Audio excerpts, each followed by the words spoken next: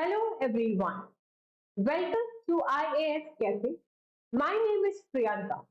Let us begin with today's decoding session of the Hindu, 23rd of July 2023. From today's newspaper, we will be discussing these important topics such as the lab grown meat, zero hunger, G20, and a bit about artificial intelligence. As you can see, that most of the topics are related to either health or the science. As today is Sunday, in the Sunday's newspaper, we do not find any editorial section page. It covers mostly the news related to the science or FAQ, that means frequently asked questions. And G20 is your part of international relations GS paper 2. Okay. Now, let us begin with the first topic, that is making the meat in the lab. To understand this topic, I want everyone to see the first slide or the first presentation, PPT's first ever slide. You can see that these animals are packed in a jail like a manner, या फिर एक पिंजरे में packed है, right? And now every one of you can pretty well imagine कि इनके साथ क्या होने वाला है. इनको काट दिया जाएगा, they will be cooked, they will be baked, and they will be served to human beings to eat as their food. Isn't it a cruel act? Yes, it is a very cruel act. So to begin the detailed discussion on this, before I am requesting all of you to please subscribe our channel at the rate IAS Cafe. And if you have seen our previous videos, if you want any kind of changes in the way we are teaching, in the way we are providing the content, the valuable feedbacks are always welcome. You are free to write down in the comment section. We will work on it. Go through our previous videos and read all the news editorials. Now, coming to the topic again, making the meat in the lab. By this article, the writer wants to say that we should focus on India's effort to focus on production of the meat in the laboratories rather than the killing. How? The writer is saying that recently two reports have been published. The first report is The Statesman, which is published on 28th of June 2023. And the second one is published in the newspaper The Hindu of 9th of July 2023. If we talk about both these, the reports, these both reports focus on what? They are focusing on the efforts of India as a country, that how much we are contributing to produce the meat in the laboratory, and we are not killing the animals in the farm or in the slaughterhouse. यानी कि ये दोनों report का focus क्या है कि जानवरों को ना मार के हमारा फोकस इस पे होना चाहिए कि किस तरह से जो मीट का प्रोडक्शन है हम लैब में करवा सके. तो हमारा जो आइडिया है वो जानवर को मारने का नहीं है, उनका फ्लैश खाने का आइडिया नहीं है. What is our idea? To save it, to save the animals and grow it in the meat in the lab, to grow the meat in the laboratory. So this is the ultimate, in a just in a nutshell, in the just the what writer is trying to say. But if you find the substitute of anything, for example, अगर आप gym में जाते हो, after the workout, your trainer say that you should intake protein. Like you should have dry foods, the bananas, the milk, the paneer, the soya beans, or they say that you can have this whey protein. That is a substitute for the natural protein intake. But whenever they suggest you, you must have asked that why this whey protein is good or better. Is there any harmful effect? So similarly, in this case also, if we are substituting the natural source of meat in the production of meat in the laboratory, then why this lab meat is better? The first condition is there is a zero cruelty. If we are able to produce the meat in the laboratory, then we will stop killing of the animals. That means stopping of the cruel action. Okay, one more thing. I am requesting that please don't connect this topic with religion. I am not saying that हम गौ हत्या की बात कर रहे हैं क्योंकि मैं हिंदू धर्म को सपोर्ट करती हूँ, मैं बकरा ईद को जो है गलत बता रही हूँ क्योंकि मैं मुस्लिम्स के अगेंस्ट हूँ, या फिर जो पोर्क खा रहे हैं, डॉग्स खा रहे हैं, रैबिट खा रहे हैं, what ever.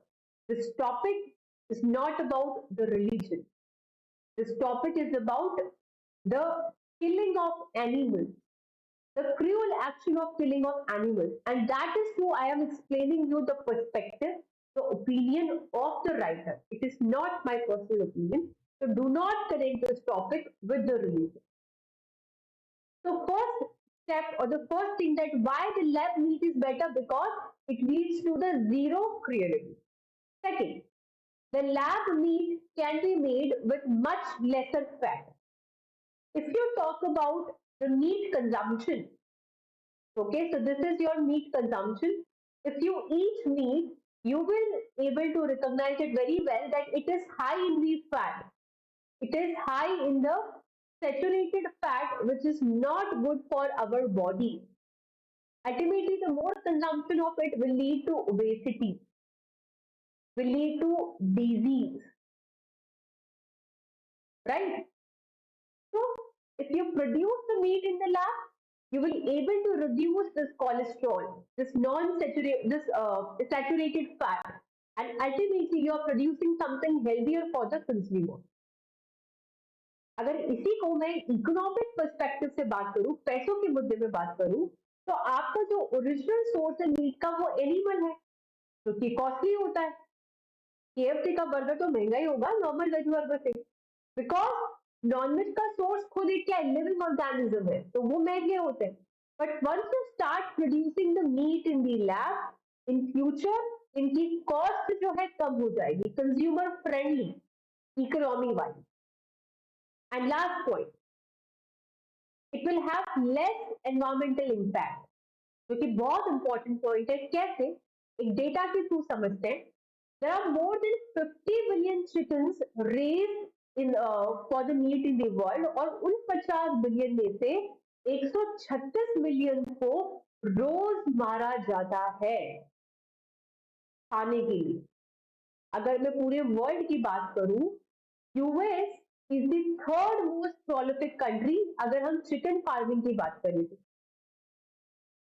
Out of that, 23.3 million land animals are killed in the US alone in a single day. I'm not talking week, month, year, in a single day. और कुछ इसी तरह की नंबर्स आपको बाकी जानवरों के लिए भी मिल जाएगी, जैसे कि पॉर्क है, यानी कि जो पिग का मांस होता है, बीफ है जिसको हम काउ से कनेक्ट करते हैं. एंड अगर हम एक एस्टिमेट देखें तो 15% it is responsible for the green house gas emission. Now, if you talk about the greenhouse gas emissions की ये क्या है, तो अनाउंसमेंट कि हमने डेली हिंदू की जो न्यूज है उसके साथ साथ इसी चैनल पे कंप्लीट यूपीएससी का कोर्स स्टार्ट किया है, जिसपे हम जीएस पेपर 1 से लेक्चर अपलोड करना स्टार्ट कर चुके हैं. लेक्चर जीएस पेपर 1 में we had started with geography, उसमें लेक्चर 1 और लेक्चर 2 जो क्लाइमेटोलॉजी का बेसिक्स है वो हम पढ़ा चुके हैं. लेक्चर 3 में हमने एनसीईआरटी का जो चैप्टर 8 है, composition and structure of atmosphere, ये कवर कर लिया है, और हम एनसीईआरटी का जो नेक्स्ट चैप्टर 9 है वो आने वाला है. तो दैट मींस हम एनसीईआरटी के अकॉर्डिंग चल रहे हैं, और वहां पे हमने ऑलरेडी आपको green house gases, green house effect, global warming क्या है वो सब बता दिया है. प्लीज उन वीडियो को चेक करें. Now, PETA. PETA एक US based group है, that is People for Ethical Treatment of Animals in the US. It has granted the funds to two firms. But more focus किस, जो ज्यादा focus हमारा है वो इंडिया पे है. इंडिया का जो डिपार्टमेंट ऑफ बायोटेक्नोलॉजी है, उन्होंने एक इंस्टीट्यूशन को अभी ग्रांट दिया है. They have offered a grant institution which is located in Hyderabad, that is the Center for Cellular and Molecular Biology. देखो अभी तो नहीं, बट कुछ सालों पहले, 10-15 साल पहले ऐसे क्वेश्चंस पे आते थे यूपीएससी में कि सेल्यूलर और मॉलिक्यूलर जो बायोलॉजी है, ये इंस्टीट्यूशन कहाँ है. ऑप्शन में आएगा हैदराबाद है, बैंगलोर है, मुंबई है, राइट. बट अभी पैटर्न चेंज हो गया, अब आपको ऐसे क्वेश्चन नहीं मिलते, but just for the information आप इसको ध्यान में रख सकते हो. ठीक है. और कुछ प्राइवेट लैब्स भी है इंडिया में जो कि आपकी मीट का प्रोडक्शन करती है. अब ब्रीफली देख लेते हैं कि ये मीट का जो प्रोडक्शन है वो हो कैसे रहा है. नंबर वन, मान लो आपको बीफ का प्रोडक्शन करना है, तो आप एक लिविंग काउ से क्या करोगे, एक स्टेम सेल का सैंपल लोगे, उसको आप आर्टिफिशियल मीडियम में ग्रो करवाओगे, जो कि न्यूट्रिएंट रिच एनवायरनमेंट होता है, वहां बायोरिएक्टर में वो ग्रो करेगा and then you can use it. This is about the first topic. Now coming to our next topic which is a zero hunger, और इसी से रिलेटेड एक न्यूज पब्लिश हुई है, that is your global report on the food crisis 2023. But before understanding or knowing the findings of this report, I would like to draw your attention towards the Sustainable Development Goal, as the zero hunger is part of Sustainable Development Goal number 2. देखो, sustainable development गोल को समझने से पहले इसका definition समझो कि sir ये sustainable development गोल क्या होता है. It means such a development which is fulfilling the need of the present generation without compromising the need of future generation. देखो, गांधी जी का एक बहुत फेमस कोटेशन मुझे याद आ रहा है अभी, that there is enough for everyone's need on the earth, but not for anyone's greed.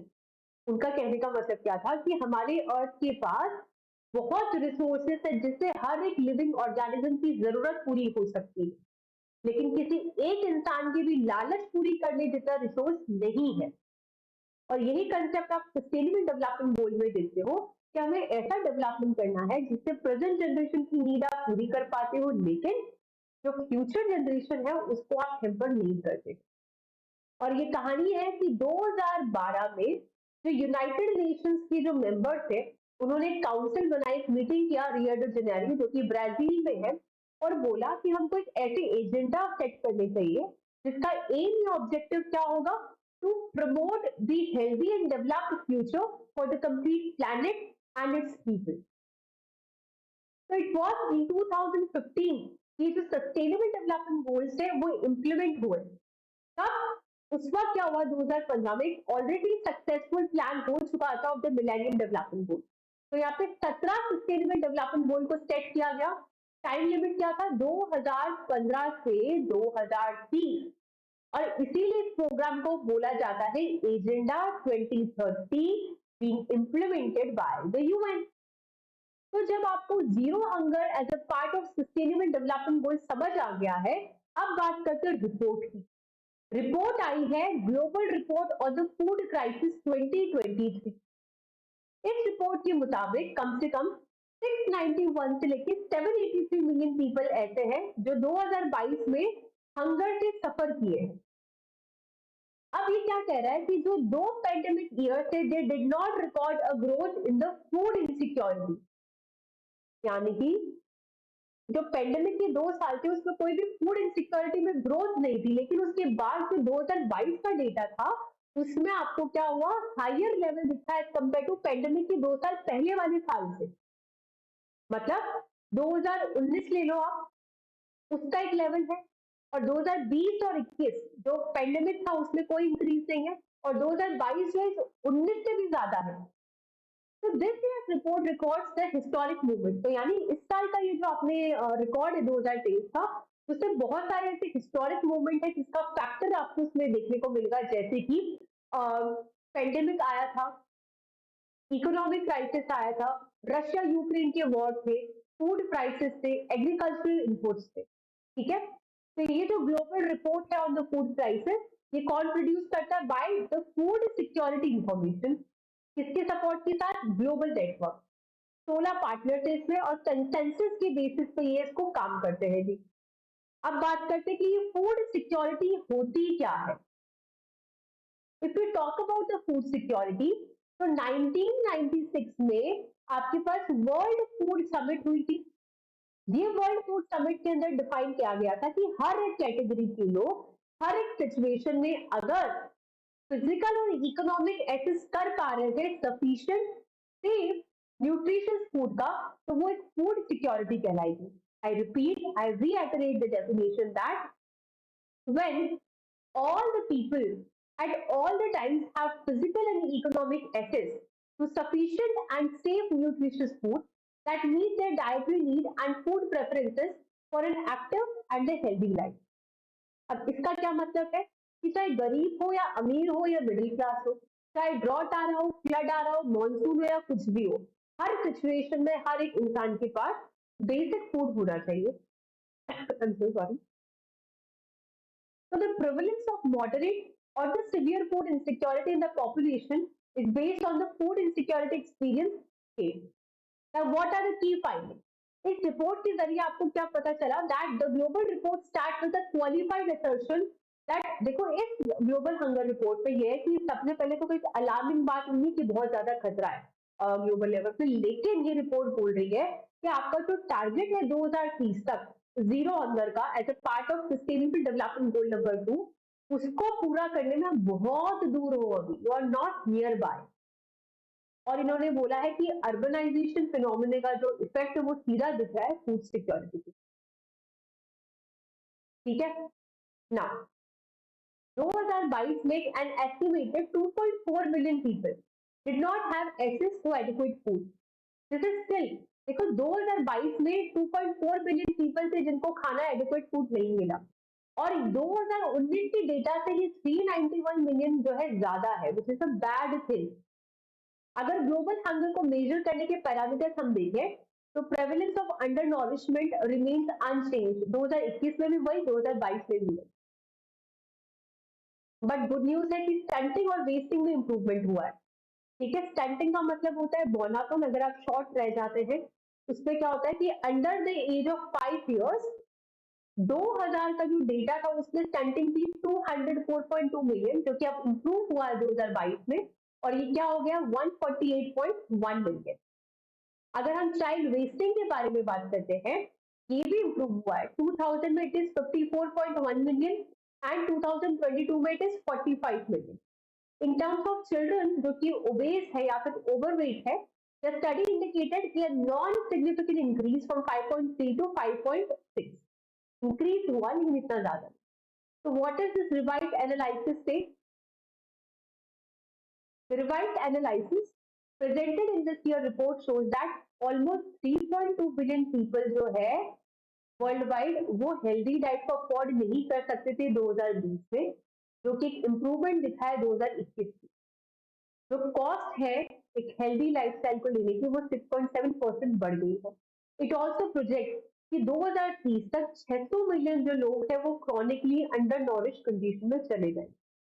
इसका रीजन क्या बता रही है रिपोर्ट पे कि पूरी इकोनॉमी स्लो हो गई है because of the lockdown, economic downturn देखने को मिला है, पेंडेमिक देखने को मिला है, जॉब लॉसेस हुई है, इनकम में रिडक्शन हुआ है, रशिया यूक्रेन वॉर हुआ है जिसका इम्पैक्ट आपको फूड की प्राइसेस में दिखा।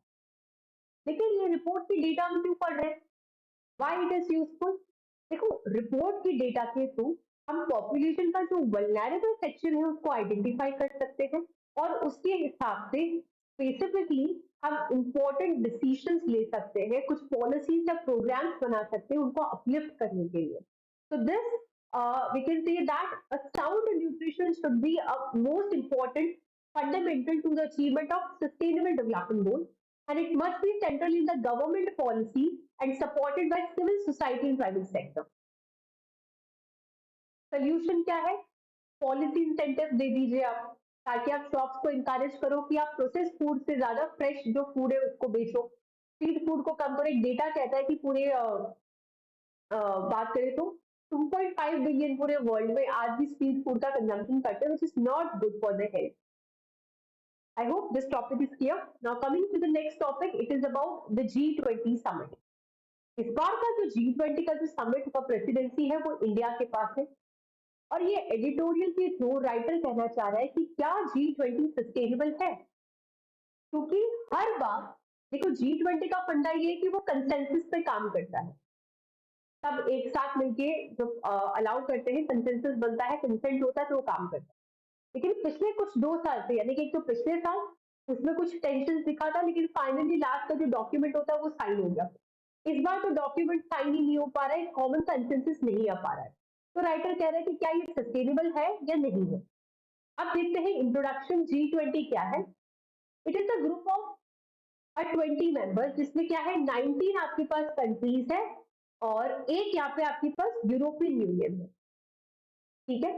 And this group comprises 90% of the gross world product, जिसमें डेवलप्ड यानी कि इंडस्ट्रियल नेशंस और डेवलपिंग कंट्रीज दोनों इंक्लूडेड है।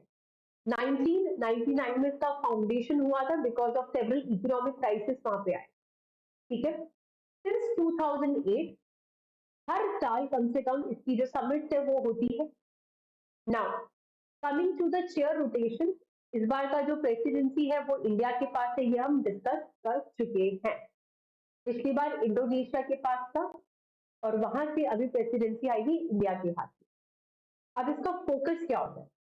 G20 के 2 इंपॉर्टेंट फोकस है, एक तो फाइनेंशियल फोकस और एक इंक्लूसिव ग्रोथ। इसको आप प्लीज ध्यान रखिएगा, क्योंकि जब आगे हम बोन ऑफ कंटेंशन के बारे में बात करेंगे, जिसका आर्ग्यूमेंट हो रहा है कि वॉर के ऊपर किसी ने कुछ बोला नहीं है, तो उसने एक जने ने ये भी बोला है कि G20 का एजेंडा वॉर, सिक्योरिटी ये सब नहीं है, हमारा मुद्दा है कि हम फाइनेंशियल फोकस पर बात करें, इंक्लूसिव ग्रोथ पे बात करें। War is not our agenda. So there are 2 agenda of G20: financial focus and inclusive growth.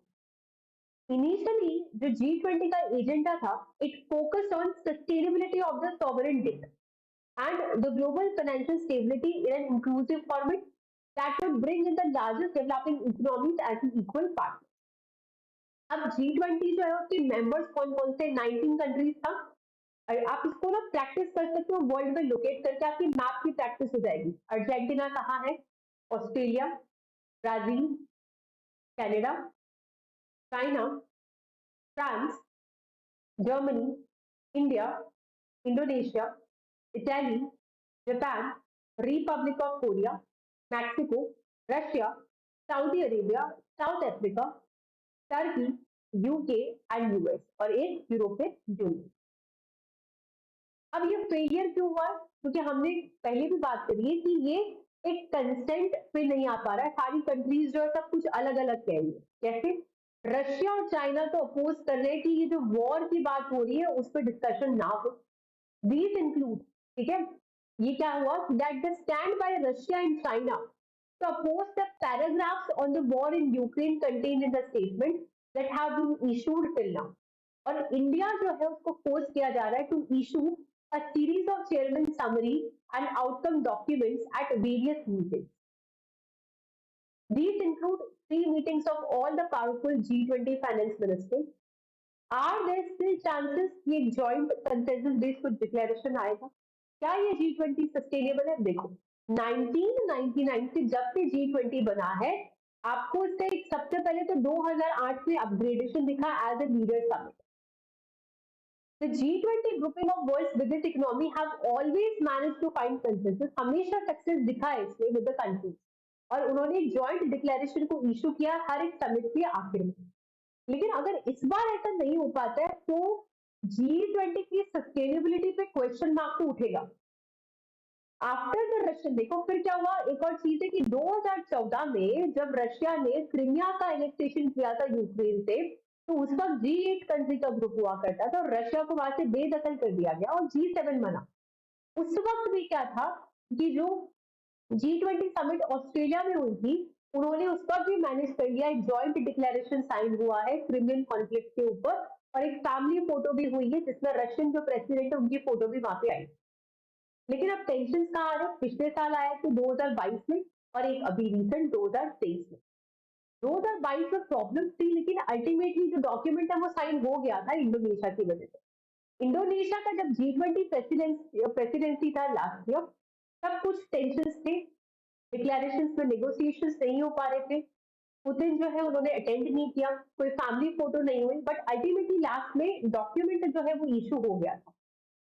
तो during its tenure as a president, India wishes for the best possible outcome जो कि यहाँ पे हो सकता है। बात है कि झगड़ा हो रहा है बाली पैराग्राफ पे, कि why India has continued with the Bali paragraph in its document। तो इंडिया एक्सप्लेन कर रहा है कि सर ये जो बाली पैराग्राफ प्रिपेयर किया उसके पीछे बहुत ज्यादा हार्डवर्क है, इसीलिए हम इसको G20 के डॉक्यूमेंट में इंक्लूड करें। इंडिया का कहना है कि जो बाली फॉर्मुलेशन है हम उसको 3 पार्ट में डिवाइड कर सकते हैं। पहला, इसमें रेफरेंसेस है regarding the United nation security council, United nation general assembly. Second, ये जो स्टेटमेंट है जिसमें बोल रहे हैं कि जो most members strongly condemn the war in the Ukraine, इसका मतलब क्या है कि 20 में से 12 कंट्रीज जो है वो G20 मेंबर्स को जो है G20 की जो 12 कंट्रीज है मेंबर्स है वो इसके अगेंस्ट में। थर्ड, मोदी जी का फ्रेज क्या है, that the era is not of war, आज का समय लड़ाई झगड़े का नहीं है, ये एक यूनिवर्सल है, it is universal and doesn't refer to any one country और a war. Meanwhile, the additional line that G20 is not a forum for security issues, हमारा जो मुद्दा होना चाहिए वो क्या है, यूक्रेन वॉर की वजह से जो फ्यूल पे फर्क पड़ रहा है, पैसा, इकोनॉमिक फंडा फूड पे पड़ रहा है, फर्टिलाइजर की प्राइसेस पे पड़ रहा है, वो हमारे डिस्कशन होना चाहिए। और जो इंडियन के जो शर्पा है अमिताभ कांत, उन्होंने ये क्लियर भी किया कि जो डेवलपिंग कंट्रीज है उन्होंने यूक्रेन कॉन्फ्लिक्ट क्रिएट नहीं किया है, और ना ही G20 की प्रायोरिटी की है कि हम वॉर पे डिस्कस करें। Instead of this, India want to leave the intractable issues for the end, keeping focus on the African Union as a member of the G20। कि हमारे डेवलपमेंट गोल्स क्या होने चाहिए, डिजिटल पब्लिक इंफ्रास्ट्रक्चर पे हम क्या कर सकते हैं, जेंडर लेड एम्पावरमेंट पे क्या हो सकता है। रशिया और चाइना जो है यूक्रेन की इस लैंग्वेज को अपोज करते हैं, even though it is taken from the last year's Bali G20 document। So both the countries have now refused to endorse the Bali paragraph in every G20 meeting। तो एक consensus पे आ ही नहीं पा रहे, इसलिए बोला जा रहा है कि क्या कोई चांस है कि एक डिक्लेरेशन जो है यहाँ पे साइन होगा। I hope this topic is clear. Now coming to the last topic जो मोस्टली मैं आप लोगों पे छोड़ूंगी, about the artificial intelligence. Artificial intelligence is such a technology जहाँ पे मशीन ह्यूमंस की तरह अपना खुद का ब्रेन यूज करती है। Why it is in the news, देखो अभी गूगल का जो डीप माइंड है उसने बहुत ही चमत्कार कर दिखाया है एक तरह से। उन्होंने जो डीप माइंड टेक्नोलॉजी है इसने क्या किया है, दैट 200 मिलियन प्रोटीन का जो स्ट्रक्चर है उसको रिलीज किया है। It is unbelievable news. Literally उन्होंने 200 मिलियन प्रोटीन का हर एक चीज स्ट्रक्चर का जो वो रिलीज किया है, ठीक है। यानी कि पहले तो प्रोटीन क्या है, देखो जो अमीनो एसिड्स होते हैं, है ना, वो जब एक लीनियर चेन का स्ट्रक्चर बनाते हैं उसको हम प्रोटीन बोलते हैं। अब इसका डिटेल हम यहाँ नहीं करवा सकते, ये आपकी पूरा बायोटेक का स्टैटिक का पार्ट है, बायोटेक्नोलॉजी की सीरीज में आप इसको देखिएगा। करंट अफेयर्स में पूरे स्टैटिक में नहीं जा सकते। For now you can consider it as that the linear chains of amino acid, और उनके जो 3D स्ट्रक्चर्स होते हैं वो प्रोटीन बनाते हैं, उनके 3D स्ट्रक्चर्स उनके फंक्शन को डिटरमाइन करते हैं। लेकिन जो स्ट्रक्चर को डिटरमाइन करना बहुत ही लेबोरियस वर्क है। One way to do the optimal folded structure of is to sample all its possible configurations, specific angles, peptide bond। लेकिन ये जो आर्टिफिशियल इंटेलिजेंस की डीप माइंड ने किया, ये तो मस्त काम कर दिया, I would say come 1000 million man years बचा लिए हमारे इसमें, ठीक है। तो अब इसके आर्टिफिशियल इंटेलिजेंस के बेनिफिट और जो रिस्क है ये मैं आपके ऊपर छोड़ रही हूँ, उसके बाद हम डिस्कशन करें। क्यों मैं आपके ऊपर छोड़ रही हूँ, देखो जो न्यूज़पेपर्स पे जो एडिटोरियल्स लिख रहे थे एक्सपीरियंस पर्सन, या फिर वो सालों से लिखते हैं, they would be repeating the same thing. You all are young UPSC aspirant, आप लोग में अभी बहुत ही ज्यादा क्यूरियोसिटी है। यू हैव कि आप इस पे एक ऐसे राइटिंग करो, instead of mains answer writing today, and you write an answer about artificial intelligence कि अगर उसको हम इंडिया में लाते हैं तो उसका क्या फर्क हो सकता है, it's good bad, human growth को बढ़ाएगा कम करेगा, सब कुछ। I hope today's newspaper is clear. If you like this channel, subscribe IS Cafe, and thank you so much. Share